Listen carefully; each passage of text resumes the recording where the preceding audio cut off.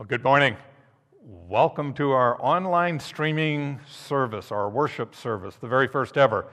We're making history here, at least for our church, Calahonda International Baptist Church. Glad you're with us this morning.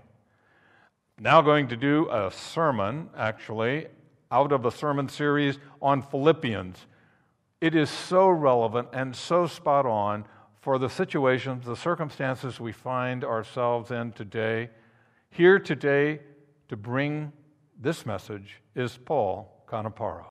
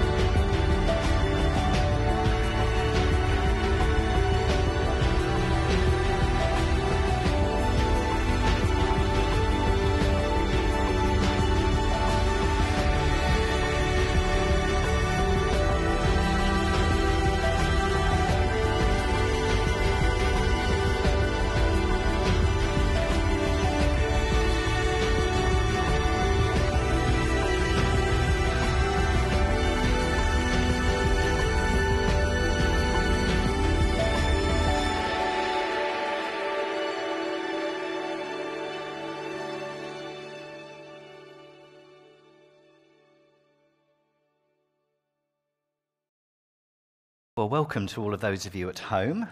We've started a series on Philippians last week, so I'm going to do the reading from Philippians Chapter 1. And if you have an NIV Bible at home and you have similar page numbers to the one I'm holding, it's on page 1178. So Philippians Chapter 1, starting at verse 12. Now I want you to know, brothers and sisters, that what has happened to me has actually served to advance the gospel. As a result, it has become clear throughout the whole palace guard and to everyone else that I'm in chains for Christ.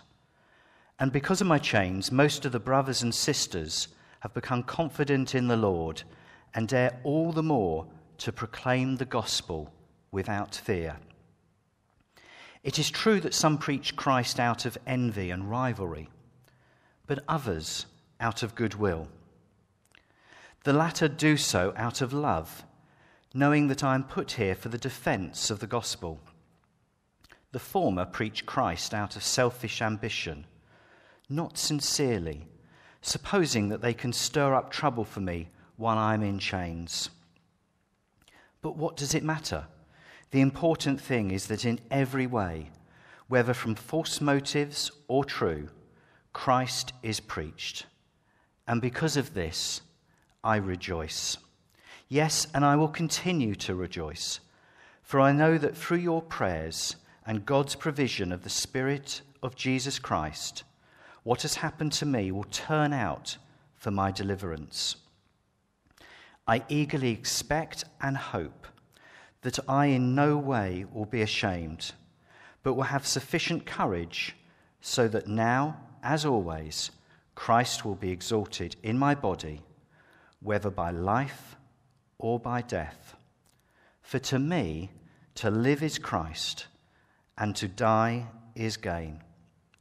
If I am to go on living in the body, this will mean fruitful labor for me.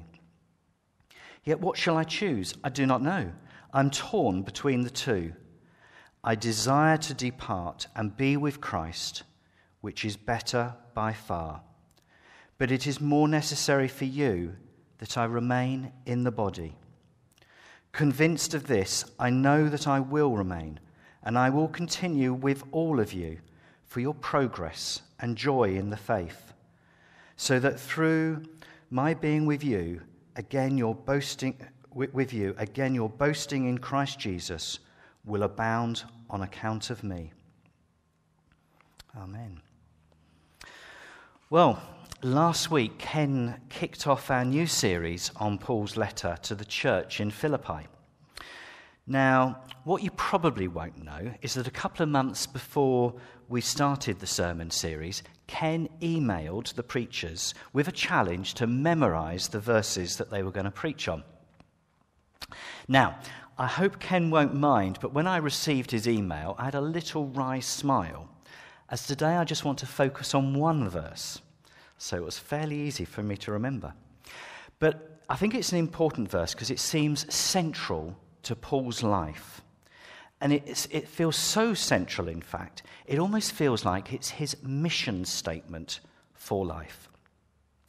Now, at work, I always used to get confused between mission statements and vision statements. So just to remind you, a mission statement explains why an organisation exists and what its overall goal is, whereas a vision statement is how you're going to get there. So before we look at the verse that I want us to consider this morning, I thought it'd be interesting to have a look at a few mission statements from the corporate world and see if you can recognise what these are. So the first one, and I'm actually going to ask Tom this, seeing as he's sitting here in front of me. Tell me whether you recognise this one. To organise the world's information and make it universally accessible and useful. IBM. Google. Quite close, along the right lines. How about this one? To refresh the world and inspire moments of optimism and happiness. I always say Coca-Cola.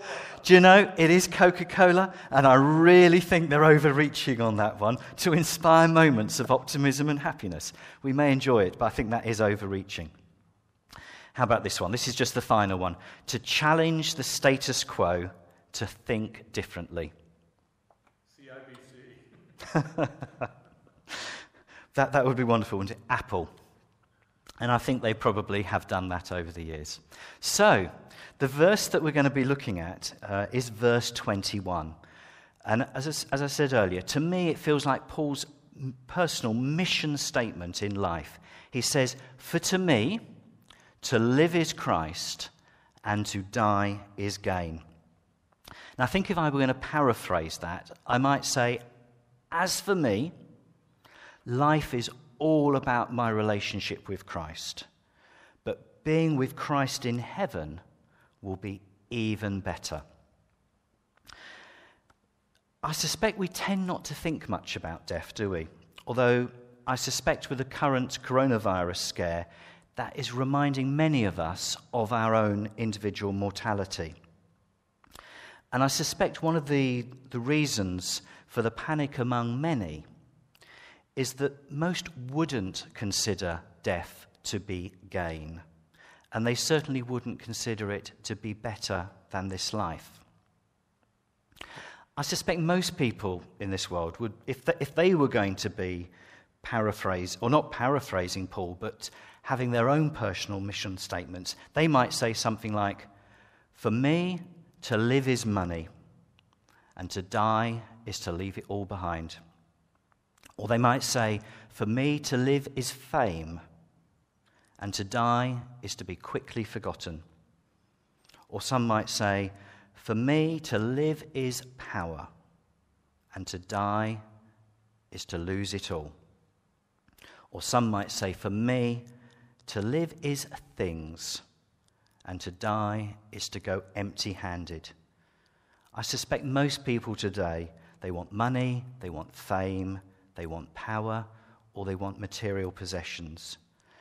But instead, Paul is telling us all he wants is to know Christ in this life, or to die and be with him in the next.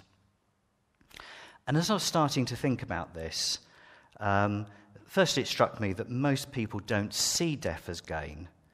But I also started thinking about that strange phrase we hear when someone dies, "May they rest in peace." And it's always seemed to me such a bland thing to say of a Christian, and maybe offering false hope to those who don't know Christ. So I did what you do in those situations. I Googled the phrase to find out the origin of it, to actually see if it's actually as bland as it sounds. And it actually surprised me, the phrase has Christian origins. And it's found in the catacombs of early Christians. And it was used to indicate that they died in the peace of the church, and so they were sure of their heavenly future. And that got me thinking about, how do we picture heaven itself? Because in the church, we're always told how to get to heaven, and we're told it's a better destination than hell. But we're told remarkably little about heaven itself. And because of that, I suspect that we're probably not sure what we should be looking forward to. David Lloyd George, who was Prime Minister in the UK 100 years ago, once said, "When I was a boy, the thought of heaven used to frighten me more than the thought of hell. I pictured heaven as a place where time would be perpetual Sundays, with perpetual services from which there would be no escape." Another Christian author writes, "Nearly every Christian I have spoken with has some idea that eternity is an unending church service. We've settled on an image of the never-ending sing-along in the sky, one great hymn after another, forever and ever, amen. And our hearts sink, forever and ever, that's it, that's the good news. And then we sigh and feel guilty that we're not more spiritual. We lose heart and we turn once more to the present to find what life we can." Gary Larson captured another misconception of heaven in a cartoon. It pictures a man with wings and a halo, sitting on a cloud, doing nothing, looking totally bored and thinking, "Wish I'd brought a magazine." Now, thankfully, none of these thoughts about heaven are right, but they possibly shape some of our own thinking. Although I suspect, if we're honest, we probably spend far more time thinking about this life and maybe of ensuring that we get to heaven, and we spend very little time thinking about heaven itself and what the true biblical picture of heaven is like. In fact, I suspect we've been lulled into thinking that the Bible has very little to say about heaven itself. But thinking about our ultimate destiny is important, as it affects how we live now and how we view death. Many Christians perhaps don't view death as gain because they don't realize what's waiting for them on the other side is so much better than life here and now. When Christ tells us to store up riches in heaven instead of on this earth, it won't motivate us much if we're more interested in thinking about the here and now, about our career, about getting a better car, about buying a bigger house, or even watching the latest Netflix series. In 1 Corinthians Chapter 15, Paul said, "If the dead are not raised, let us eat and drink, for tomorrow we die." If there's no resurrection and there's no heaven to look forward to, we would be right to be more concerned about this life.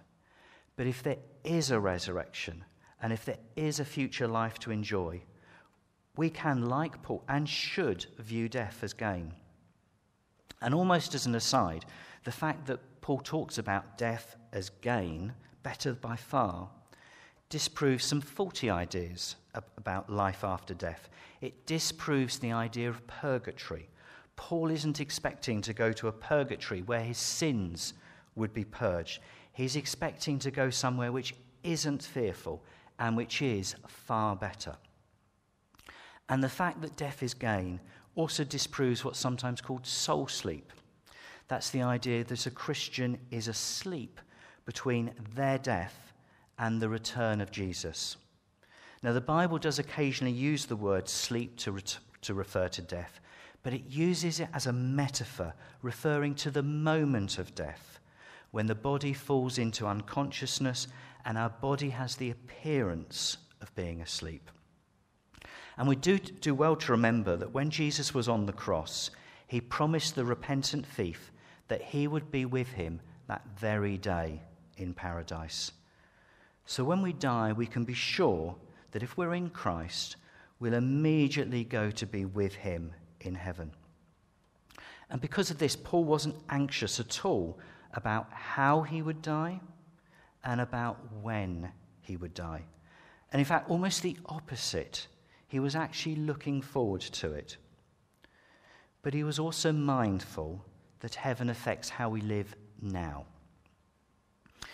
In verse 23, Paul says, I desire to depart and be with Christ, which is better by far.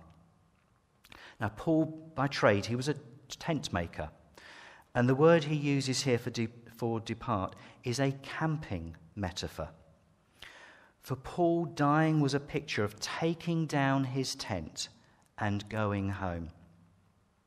He saw life as a temporary dwelling until he went to his permanent home. And he uses the same picture in 2 Corinthians, where he says, for we know that if the earthly tent we live in is destroyed, we have a building from God, an eternal house in heaven, not built by human hands.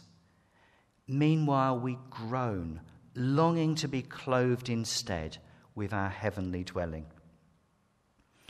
And if, like Paul, we realize how temporary this life really is, then we wouldn't spend so much time investing in it, in this life. Instead, we'd focus on the eternal.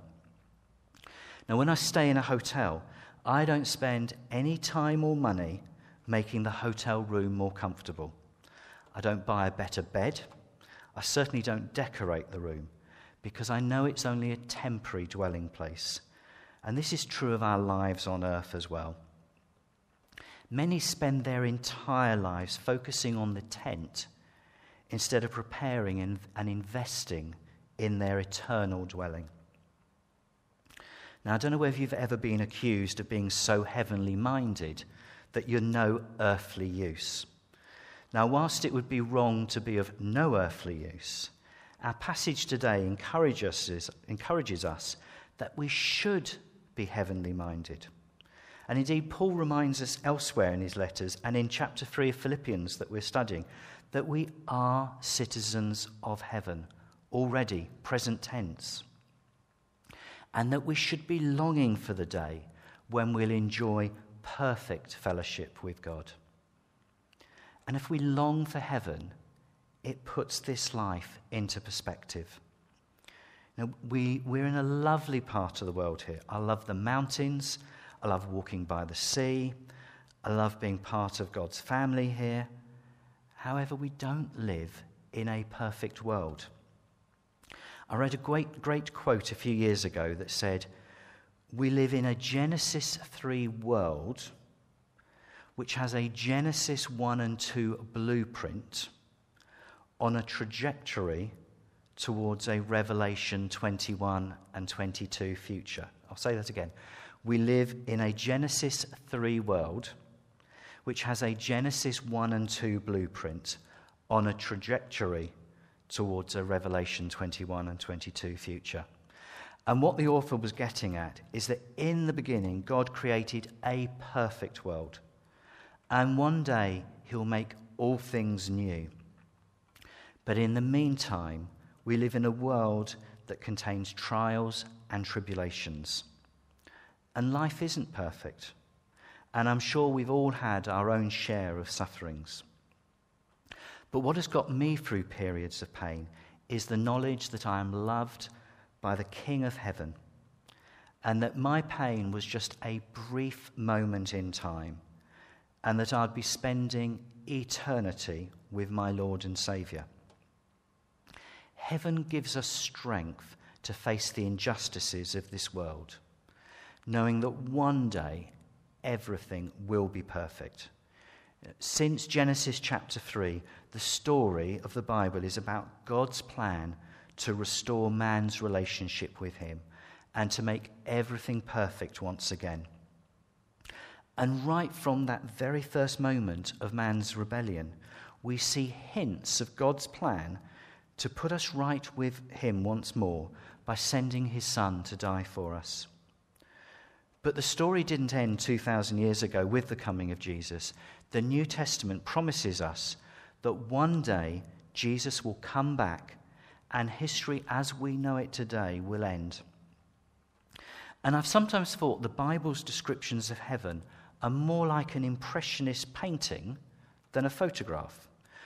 We can see it's good, but we can't make out the detail.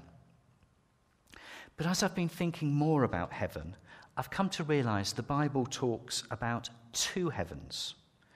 Heaven as it is today in the present, and a future heaven after Jesus returns. And I think we see glimpses of the present heaven in various passages in the Bible, like Isaiah chapter 6, where Isaiah sees the Lord high and exalted, seated on a throne. And we read of mysterious creatures like the seraphim and the cherubim. And possibly passages like that are like an impressionist painting. You know, the details are a bit fuzzy and we don't understand perhaps everything that's being described. And if we die before Jesus returns, we will go to that present heaven immediately. And that is harder for us to picture. But for today, I want us to focus on the future heaven, because the Bible describes the future heaven in ways that are much easier for us to relate to, and because that's where we will spend eternity. And the problem isn't that the Bible doesn't have much to tell us about this future heaven. It's that we may not pay attention to what it does tell us, and we perhaps don't distinguish between the passages that are talking about the present heaven and those that are describing the future heaven. And I suspect we tend to read the book of Revelation expecting that the final scene will be a picture of heaven somewhere up there.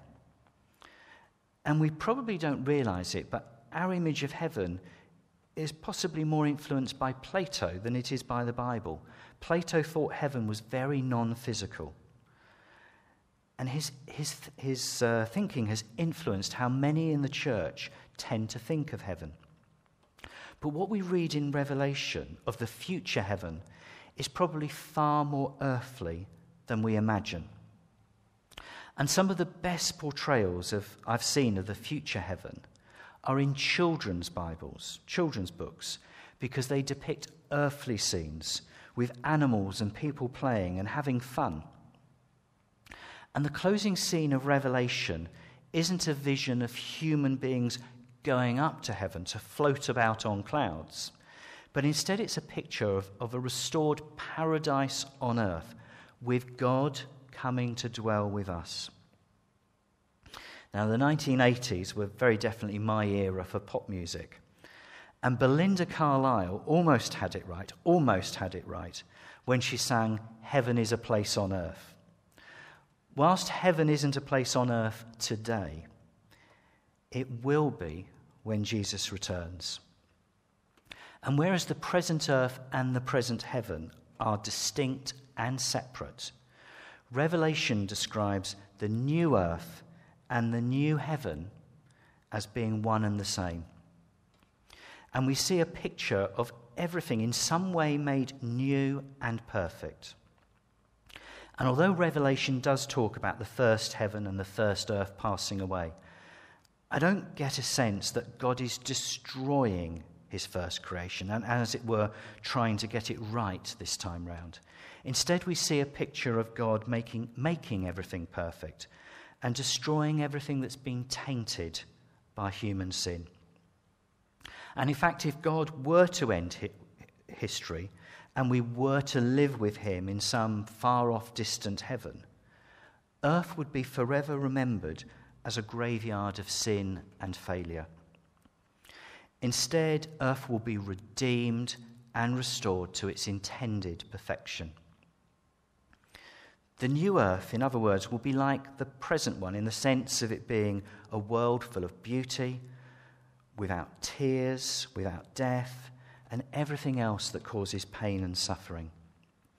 It'll be a vibrant, joy-filled place where every one of our senses will be fully engaged. So perhaps next time you're looking at a beautiful sunset or looking at the beauty of the mountains, Remember, there's a new creation still to come that will be even more fabulous and amazing. And if we think this life is exciting, wait until the next, which will be even more amazing. And in the future heaven, we needn't worry about not skiing, not rock climbing, not hiking, or whatever your favourite passion is in this life. We may do all of that and more. And I'm going to be controversial here. We may even be able to teleport from one location to another. And I know that sounds controversial, far-fetched and speculating, and it is speculating. But in Acts 8, we see Philip doing just that. So who knows? We may be able to do that in heaven.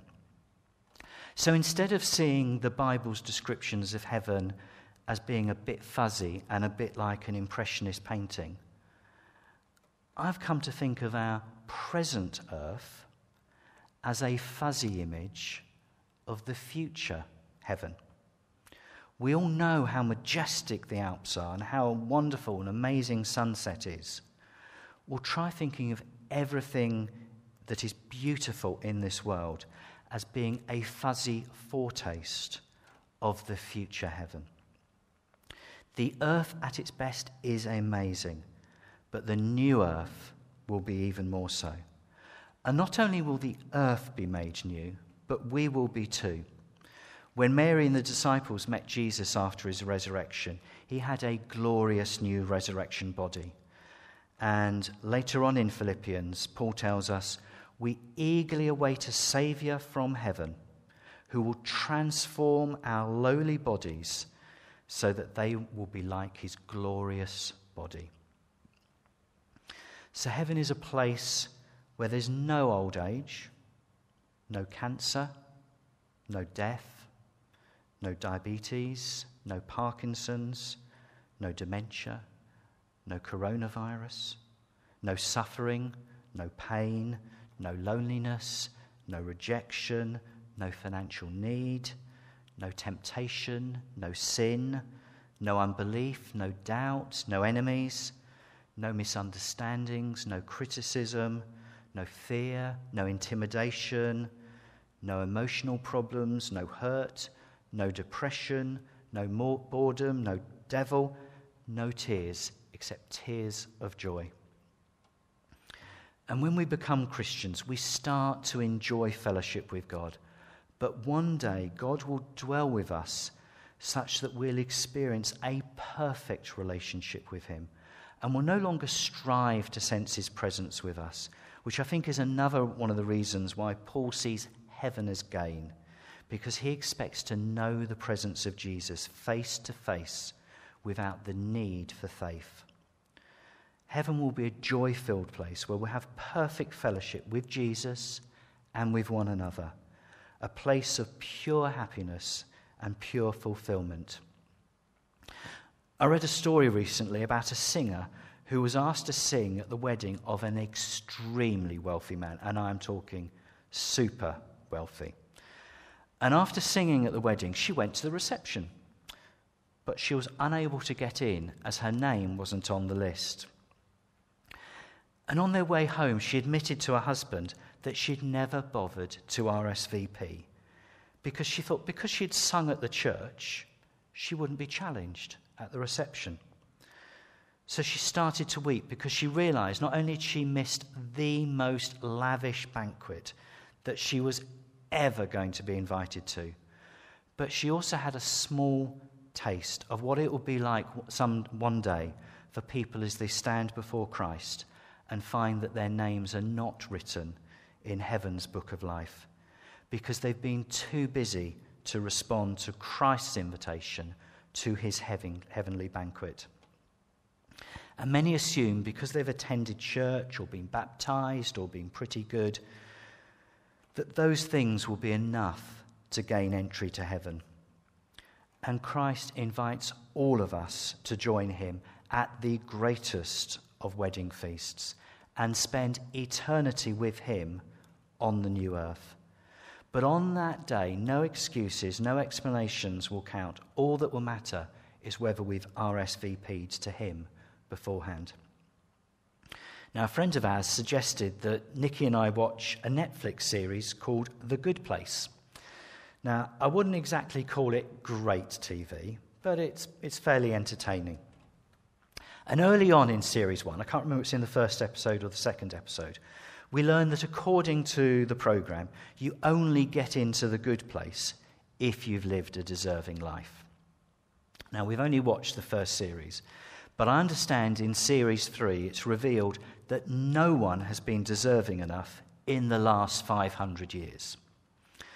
And a bit like Belinda Carlisle was almost right when she sang Heaven is a place on earth, the makers of the good place almost had it right when they say no one has been good enough in the last 500 years.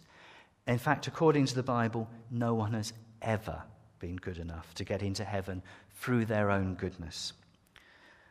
But thankfully, God's invitation is quite scandalous because no one is excluded, however good or however bad they may seem, which is, of course, great news for you and me. And as I thought about it, God's invitation to us is perhaps a little bit more like a +1 invitation to Jesus. He's the one who's good enough, and Jesus invites us to be his +1. And thankfully, he has enough +1s for all of us, if only we'll accept his invite to welcome him into our lives, both now and into all eternity. And we'll never fully understand the future heaven until we get there. But I don't think God was being careless when describing the future heaven as a new earth. By calling it a new earth, God is emphatically telling us it will be earthly and so in some way familiar to us. If God said he was going to give us a new car, we'd certainly picture something with doors, wheels, seats, and an engine that's going to get us from A to B. And if a new car didn't have these things, it wouldn't be a car. So in the same way, God is encouraging us to picture the new earth as something like what we know, but at the same time, we can be sure it will be a far better version of the earth that we know today. Now, I wonder if you've ever been upgraded on a flight. And if so, I'm sure you didn't spend any time regretting the upgrade or wondering what you were missing out on at the back of the plane. In first class, everything is similar in one sense, but vastly better. A more comfortable seat, more legroom, better food, better drinks, and so on. And the upgrade from the old earth to the new earth will be vastly superior to that from economy to first class. In fact, a better analogy might be an upgrade from the baggage hold to first class. So we should never think that we'll miss this present earth and think that heaven is going to be boring like some of those misconceptions we thought about at the beginning. The beauty will be better, the fellowship with one another better, our relationships stronger, the work more fulfilling, the worship more intimate. Everything will be on a higher level. And you can perhaps understand something of why Paul longed for death in one sense, because he had confidence in what was waiting for him. And if you're encouraged to learn more about what awaits us in the future heaven, I'd encourage you to buy, in fact, any book by Randy Alcorn, who seems to have made it his life's mission to study what the Bible has to say about heaven. And the only reason I would maybe discourage you from buying it is you might discover that some of my better illustrations this morning have come from the book. And I know that consciously and probably subconsciously, I've picked up on many of the points raised in that book. But he's able to consider heaven in so much more detail than we've been able to consider today, because I've tried not to stray too far from thinking about what I've called Paul's mission statements. And in his longest book, which is simply called Heaven, he surveys the whole of the Bible. It's 530 pages, so it's a long book. But he surveys the whole of the Bible to see what it says about the new earth and the future heaven. And he answers questions like, what will we look like? What will we do? Will there be animals? Will we have our own homes? Will we know everything when we get there? Will we remember what happened on earth? Will we be able to see what's going on in earth? But what I particularly liked about his books is that he looks at what we can learn from Scripture itself without speculating or basing his views on some claimed journey to heaven. And in fact, if you are inspired to pick up one of his books, this week only on Amazon, you can pick up one of his shorter books, which is almost like his Reader's Digest version of a couple of his books, and it's called In Light of Eternity, and it's only €2 this week in the Kindle format. So that's In Light of Eternity by Randy Alcorn. But what I've described as Paul's mission statement should make us realize that for Paul, not knowing Christ would have been far more terrifying than the coronavirus. Because if we know Christ, death is merely a doorway to an even better life that awaits us. And the point of a mission statement is to not lose sight of our goal. And I read this story, and it probably came from Randy Alcorn's book. But back in 1952, a lady called Florence Chadwick tried to swim from Catalina Island, which is off the coast of California, back to the mainland. But the weather was so foggy that she struggled to see the boats accompanying her. So after 15 hours, she begged to be taken out of the water, despite being told that she was nearly there and that she could make it. And once on board one of the support boats, she discovered that the shore was less than half a mile away. And at a news conference the next day, she said, "All I could see was the fog. I think if I could have seen the shore, I would have made it." Now, Florence couldn't see her goal because of the fog. And like Florence, none of us are that far from heaven. But let's ensure that we don't let the fog of our lives distract us from living for Christ now and longing for that day when finally we'll live as God intended, living with him forever. Amen. Thank you, Paul, for your sermon. Glad you could be with us today, and glad you could be with us too. Again, a reminder, we're going to be meeting in this virtual space, 11 a.m. next Sunday. Love to have you aboard. This is our first outing on this. If you have any questions, comments, or even prayer concerns, prayer requests, please reach out to us at info, that's I-N-F-O, at calahondabaptistchurch.org. Love to hear from you. See you next week. God bless.